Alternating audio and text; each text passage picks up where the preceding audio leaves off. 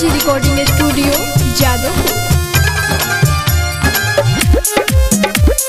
Presented by Videshi Lal entertainment.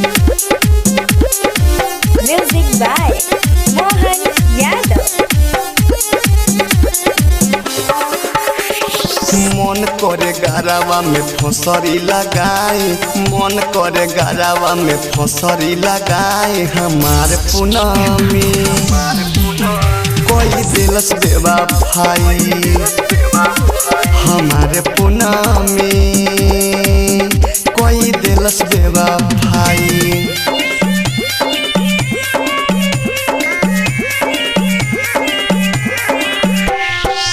Music by Mohan Yadav.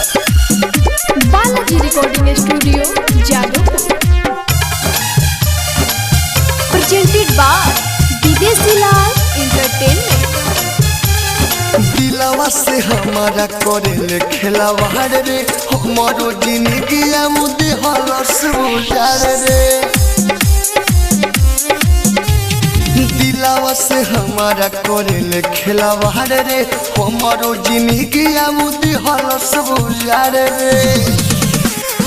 Yadav कर हमारा के लागता मुआई, यादव कर हमारा के लागता मुआई। हमारे पूनमी कोई दिलस बेवा भाई, हमारे पूनमी कोई दिलस बेवा भाई।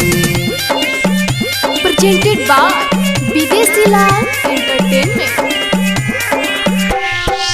Music by Mohan Yadav.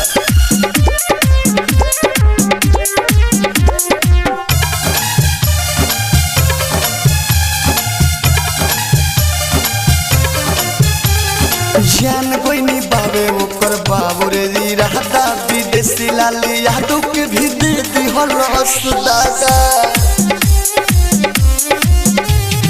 जान कोई नहीं बाबे ओकर बाबू रे जी रहता विदेशी लाल यादव के भी दे दी हलस दागा।